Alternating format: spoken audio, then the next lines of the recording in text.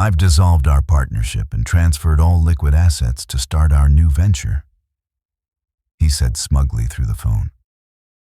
I kept my voice steady, replying, I understand. My name is Michael Harrington.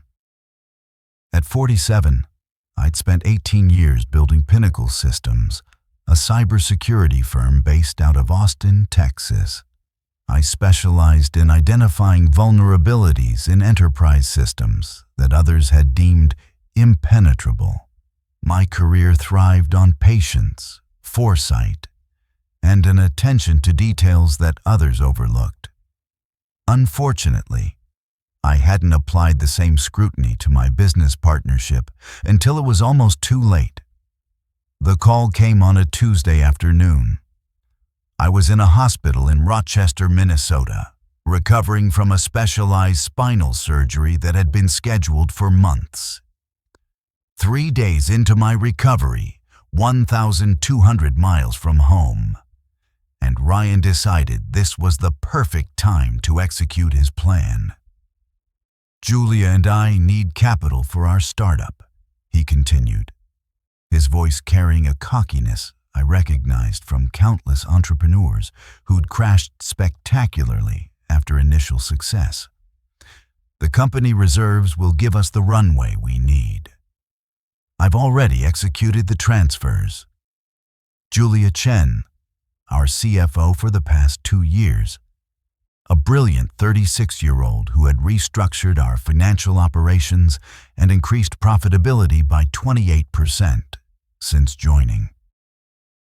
I didn't slam my hospital tray, raise my voice, just calmly asked, "When did you complete the transfers?" "This morning," he said, sounding almost disappointed by my composure.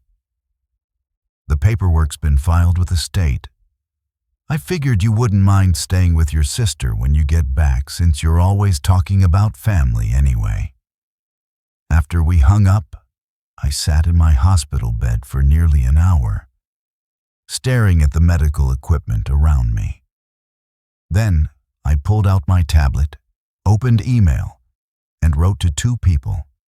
Elise Richardson, my corporate attorney for the past decade, and Martin Wolf, the cybersecurity expert I'd hired 6 months ago after noticing irregularities in our system access logs. The subject line read, "Urgent, unauthorized fund transfers and company dissolution attempt." Outside my window, snow was falling on the Minnesota landscape. I watched medical staff hurry across the parking lot, pulling coats tighter, rushing toward hospital entrances. 18 years as business partners, and Ryan didn't know me at all. He thought I was predictable, passive, that I'd accept whatever he decided. But there was one critical detail he'd overlooked. You don't spend decades in cybersecurity without learning how to protect your assets. And you don't build a successful business from nothing without preparing for every contingency, especially when your instincts have been quietly warning you for months that something wasn't right at the office. I met Ryan Blackwood 20 years ago at a tech conference in Chicago. He was pitching his data analytics startup, all bold claims and charismatic energy. I was impressed by his vision, his networking ability. Within 2 years, we'd merged our operations and formed Pinnacle Systems. We registered the business as equal partners on paper, but with specific protective clauses that were my non-negotiable condition for the merger. We purchased our headquarters in downtown Austin 5 years later. 6 floors, modern design, with state-of-the-art security systems and a research lab that attracted top talent from across the country. It cost $8.5 million, almost my entire portfolio of early investments, plus substantial financing that I personally guaranteed. I'd spend weekends upgrading the security infrastructure, optimizing the server rooms, and redesigning the workspace while Ryan networked and brought in new clients. "This is our legacy," he'd said, raising his glass the night we closed the deal. I'd believed him. For over a decade, we made it work. He handled sales and client relations while I managed operations and technology development. We'd been good together, or so I thought. The first crack appeared about 18 months ago. Small things. He started missing strategy meetings, began questioning expenditures that had clear ROI, changed the subject whenever I brought up our 5-year expansion plan. His emails grew shorter, more perfunctory. Looking into it. "We'll circle back. Let's table this for now. No more brilliant idea or this is why we're the best." Then came Julia Chen, recruited from a Fortune 500 company with credentials that seemed almost too perfect. At first, I was supportive, impressed by her financial acumen and fresh perspective. But then came unexplained changes to our reporting structure. Sudden urgency to shift to new financial platforms, weekend strategy sessions I wasn't invited to attend. I didn't confront Ryan, didn't install keyloggers on company devices, or hire outside investigators like some of my colleagues had done when partnerships soured. I simply observed, made mental notes, and quietly began preparing for what increasingly felt inevitable. 8 months ago, I restructured our operating agreement and corporate bylaws. The amendments were buried among updates required for compliance with new Texas business regulations. Ryan had signed everything without reading, too busy showing Julia something on his phone while my attorney waited patiently. "This protects the company," I told him. It wasn't entirely a lie. The structure would indeed protect Pinnacle Systems, just not in the way he assumed. I never mentioned it again, just watched as he grew more secretive, more attached to Julia, more dismissive of the business we'd built together.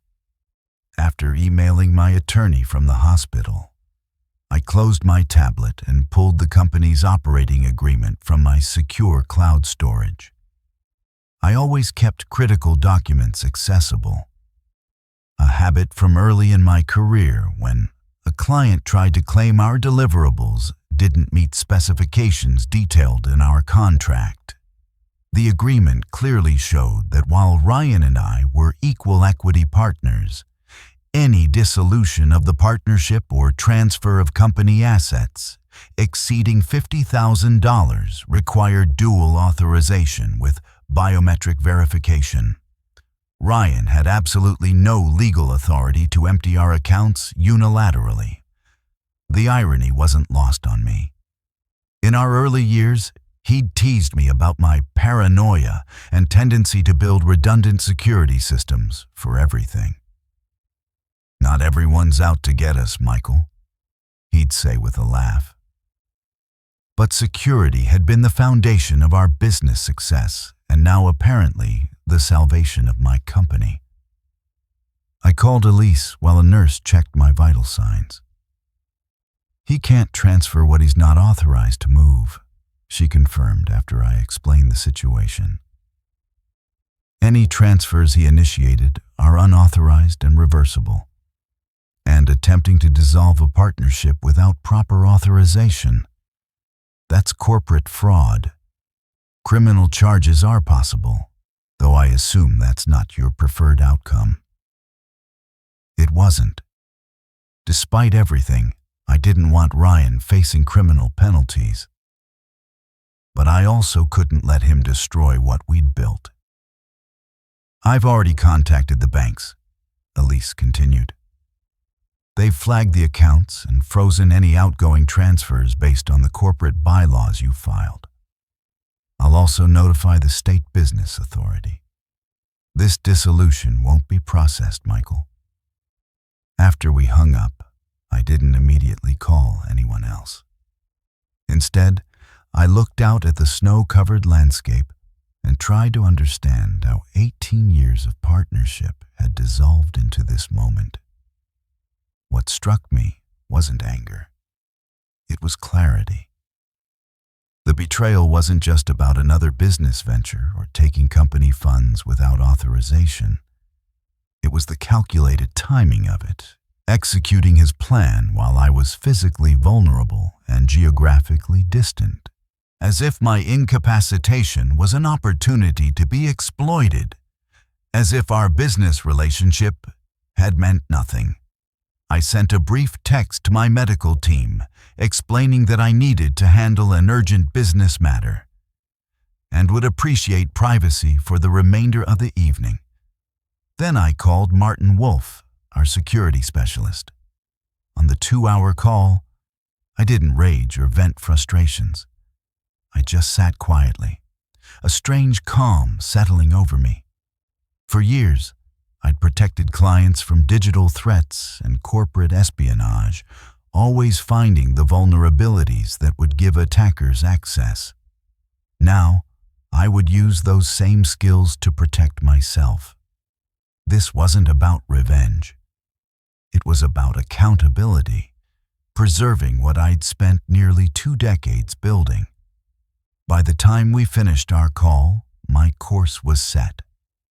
I wouldn't plead or try to salvage what was clearly broken beyond repair.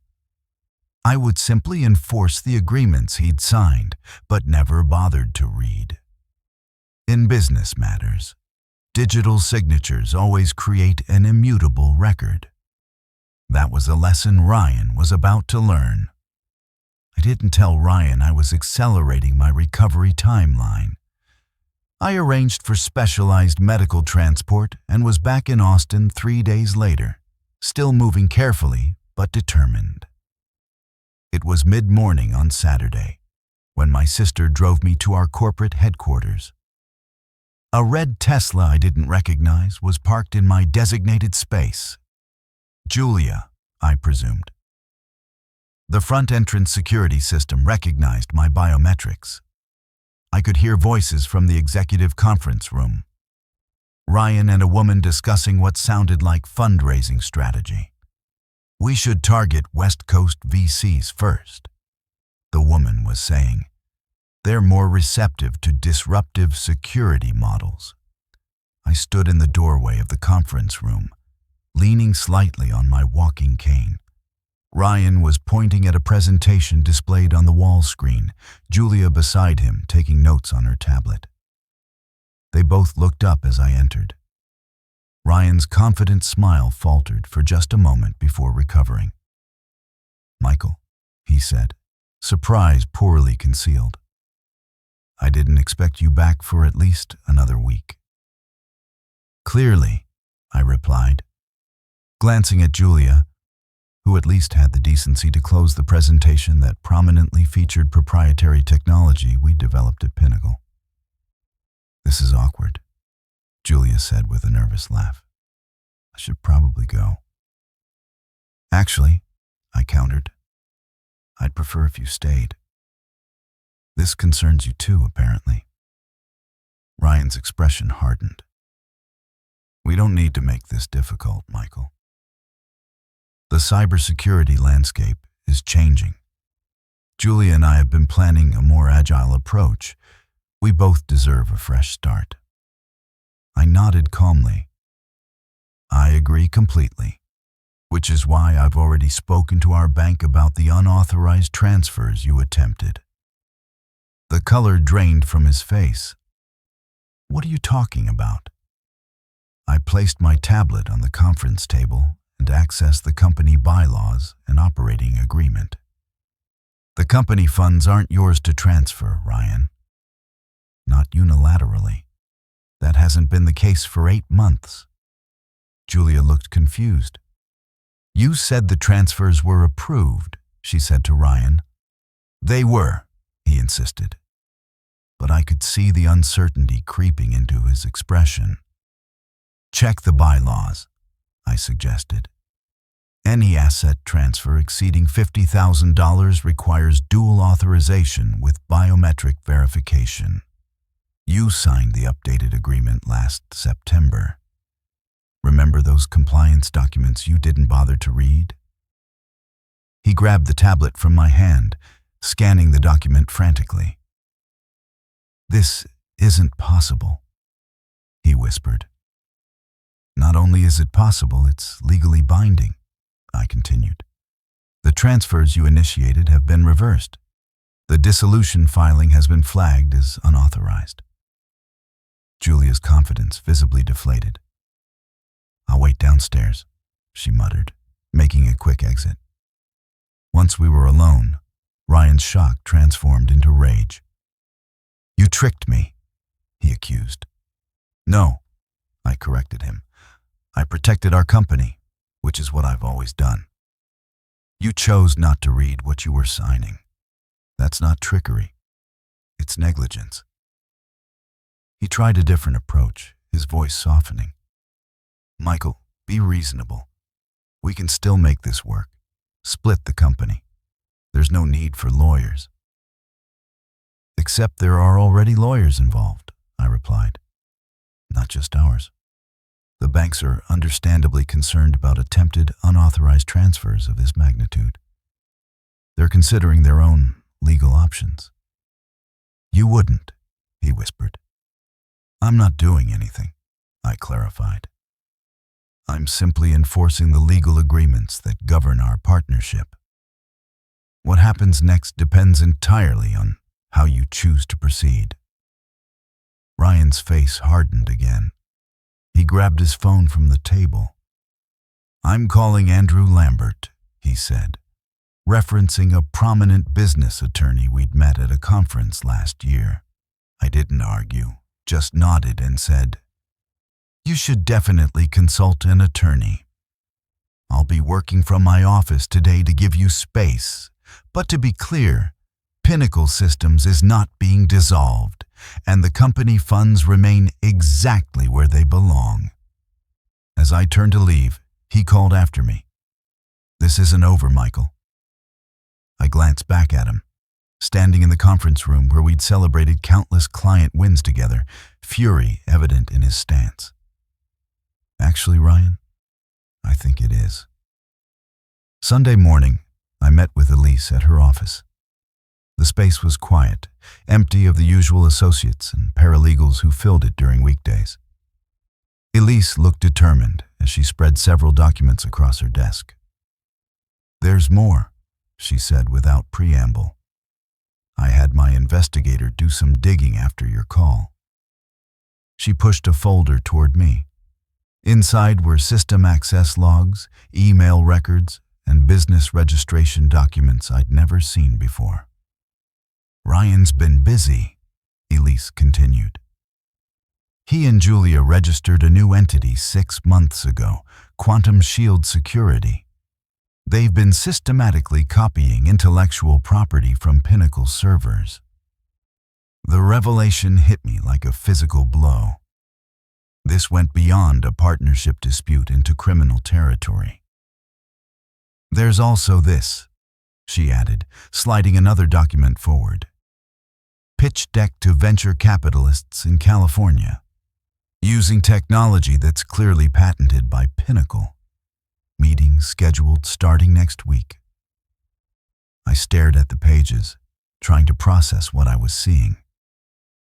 This wasn't an impulsive decision. This was calculated, planned. They'd been working toward this for months, maybe longer. "The timing makes sense now," I said more to myself than Elise. He wasn't just taking company funds for a new venture. He was attempting to eliminate Pinnacle as a competitor before launching. Elise nodded. "And there's one more thing. The new company? It's not just Ryan and Julia. They've already hired 3 of your senior developers who gave notice last month."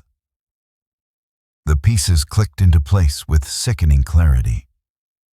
This wasn't just Ryan leaving for another opportunity. This was a deliberate scheme to extract maximum value before destroying what we'd built. I felt something shift inside me. The calm acceptance I'd maintained since his phone call transformed into something colder, more focused. This wasn't just about protecting what was mine anymore. This was about accountability. "What are my options?" I asked. Elise leaned back in her chair. "Legally, you're in a strong position. The operating agreement protects the company. We've reversed the fund transfers. We can file for an emergency injunction to prevent use of any Pinnacle intellectual property. As for the attempted theft of company funds and corporate espionage," she paused. "That's where we have real leverage. These are serious violations, potentially criminal. But I'm guessing you don't want to see your business partner in jail." She was right. Despite everything, I didn't want that. But I also wouldn't be played for a fool. "Here's what I propose," Elise continued, pulling out another document. "A partnership dissolution that's fair but firm. Ryan returns any copied intellectual property, resigns from Pinnacle with no further claims, signs a 5-year non-compete. You waive any claim to his new venture provided it doesn't use Pinnacle's technology. Clean break, no criminal charges." I studied the draft agreement, weighing my options. "And if he refuses?"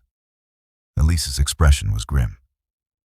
"Then we pursue all available legal remedies, including potential criminal charges for corporate espionage and attempted theft. But let's try the civilized approach first." As I left Elise's office, my phone buzzed with a text from Ryan. "My lawyer says you're bluffing. The company is jointly owned, regardless of your paperwork tricks. See you in court." I showed the message to Elise, who shook her head. "He's getting very bad advice. The operating agreement is ironclad." "Send the settlement offer," I decided. "But prepare for court. I don't think he'll take the reasonable path." I spent the rest of Sunday in my home office reviewing company reports and security logs. With each page, each discovery of Ryan and Julia's deception, my resolve strengthened. This wasn't just about a company anymore. It was about standing my ground against someone who thought they could simply take what I'd spent decades building. Monday morning, I arrived at Pinnacle headquarters early. Elise had filed an emergency injunction and notified all company vendors and partners about the unauthorized dissolution attempt. By 10 a.m., it was official. Ryan couldn't legally transfer company assets or represent Pinnacle in any capacity pending resolution of our case.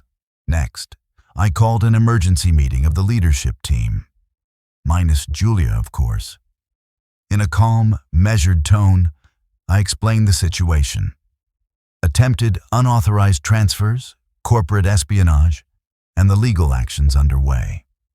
The shock in the room was palpable, followed by a wave of anger as the team realized the extent of the betrayal. "What happens to the company now?" asked Denise, our marketing director. "Pinnacle continues," I assured them. "Our client contracts remain in force. Our technology remains protected. This is a challenging moment, but not an existential threat." By noon, I'd met with our HR director to discuss transition plans, our lead developers to secure our code base, and our largest clients to reassure them of continuity. My phone buzzed repeatedly throughout the morning. Ryan, then Julia, a number I didn't recognize that I assumed was their lawyer. I let them all go to voicemail. Around 3 p.m., while meeting with our development team, I received a message from building security. Ryan was in the lobby, demanding access. I excused myself and took the elevator down. Ryan stood at the security desk, face flushed with anger.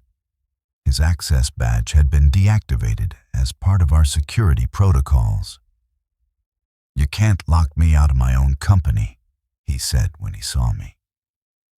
I didn't respond immediately, just gestured toward a seating area away from the security desk. Once we were seated, I spoke quietly. "The temporary injunction gives me authority to secure company assets pending resolution of our dispute. Your system access has been suspended accordingly." "This is absurd," he sputtered. "I built this company just as much as you did." "Is that why you were planning to destroy it?" I asked evenly. His eyes widened slightly, a confirmation that our investigation had discovered the truth. "You can tell Julia that she'll need to return any company property in her possession. Her employment has been terminated effective immediately. As for your settlement offer, it's with Elise Richardson. You have 48 hours to accept before we proceed with a full legal complaint and potential criminal charges." Criminal charges? The fear in his voice was unmistakable. "What are you talking about?" "Corporate espionage, attempted theft of company funds, intellectual property violations. Take your pick." Ryan stared at me for a long moment, then stood abruptly. "This conversation is over. My lawyer will contact yours." As he turned to leave, I called after him. "One more thing. Quantum Shield Security, your new venture. If I find any trace of Pinnacle's proprietary technology in your product, the non-compete option comes off the table. You'll face the full legal consequences." The look on Ryan's face confirmed everything. Within an hour, I received a call from Elise informing me that Ryan's attorney had reached out requesting an urgent meeting to discuss settlement terms. By evening, I'd met with our IT security team to implement enhanced monitoring protocols, revoked all administrative credentials that weren't essential for daily operations, and initiated a comprehensive audit of our code base. I ordered dinner in my office from the Thai restaurant Ryan and I had frequented in the early days of our partnership, and ate while reviewing reports. The city lights of Austin glowed steadily outside my window, unchanging despite the chaos of human ambitions. Tomorrow would bring more legal maneuvers, difficult conversations, more untangling of the company we'd built. But tonight, sitting in the company that remained mine, I felt a quiet satisfaction. Not joy, the end of a long partnership could never bring that, but the solid certainty that comes from standing your ground when someone tries to take what's yours. 2 weeks later, I sat across from Ryan in Elise's conference room. His attorney, a gray-haired man with an expensive suit and calculating eyes, studied documents while attempting to maintain an air of confidence. Ryan hadn't spoken directly to me since that day in the lobby. He'd communicated only through increasingly desperate legal posturing that Elise had systematically dismantled. Today was meant to be a preliminary hearing, but we all knew it wouldn't get that far. The evidence was too overwhelming. "Before we begin," Elise said calmly, "I'd like to submit these into evidence." She slid 3 documents across the table: the operating agreement with Ryan's digital signature, server logs showing systematic copying of proprietary code, and a signed affidavit from a junior developer admitting to helping copy company intellectual property at Ryan and Julia's direction. Ryan's lawyer quickly scanned the affidavit, his expression falling. He leaned over to whisper something in Ryan's ear. His face remained rigid, but I could see the defeat in his eyes. "We're prepared to settle," his lawyer announced after their hushed conversation. Elise nodded. Our terms are simple. Ryan resigns from Pinnacle Systems, relinquishing all claims to company assets and intellectual property. He signs a 5-year non-compete. In exchange, Michael waives any right to pursue criminal charges related to the attempted fund transfers and corporate espionage. And if I refuse? Ryan asked, the first words he'd spoken all morning. Then we present this evidence to the district attorney, Elise replied matter-of-factly. Corporate espionage of this magnitude carries serious penalties in Texas. His lawyer placed a restraining hand on his arm. We need to discuss this privately. They left the room for 15 minutes. When they returned, Ryan wouldn't meet my eyes. We accept the terms, his lawyer stated. I didn't speak, didn't gloat, just signed where Elise indicated and watched as Ryan did the same. His signature as familiar to me as my own after 18 years of partnership agreements, client contracts, and company celebrations. It was over. 4 months later, I stood at the window of my office, coffee in hand, watching the Austin skyline in the early morning light. The company looked different now. I'd restructured the leadership team, promoted talented individuals who had been overlooked, and implemented more transparent governance protocols throughout the organization. The changes weren't just practical. They were symbolic, wiping away the old to make room for something new. I'd heard through industry contacts that Ryan and Julia had attempted to launch their security startup in California, though with limited success and no venture capital backing. The business was struggling, apparently. I felt no satisfaction in that news, no joy in their difficulties, just a vague sadness for what might have been if different choices had been made. The legal matters had finalized 6 weeks ago. Clean, final. The settlement terms executed without further drama. Ryan had resigned from Pinnacle, which I'd promptly restructured with a new board of directors, including 2 trusted industry veterans who brought fresh perspective and valuable connections. My phone rang. Martin Wolf, or security specialist, who had since been promoted to chief security officer. Just checking in, he said when I answered. How's the new encryption protocol performing? Better than expected, I replied, watching the morning sun reflect off neighboring buildings. Thanks again for your help during the transition. That's what I'm here for, he said. Actually, I'm calling because I found a vulnerability in our client portal that we should address immediately.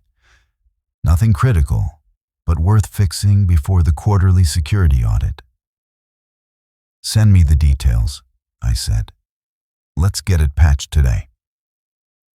After we hung up, I continued looking out at the city. The traffic flowed below, steady and predictable in its rhythm. There was comfort in that consistency. That natural order couldn't be manipulated or stolen away. I finished my coffee and turned to my desk, ready for the day's challenges. The company was just a business, code and contracts and people. But it was mine. And sometimes that's enough.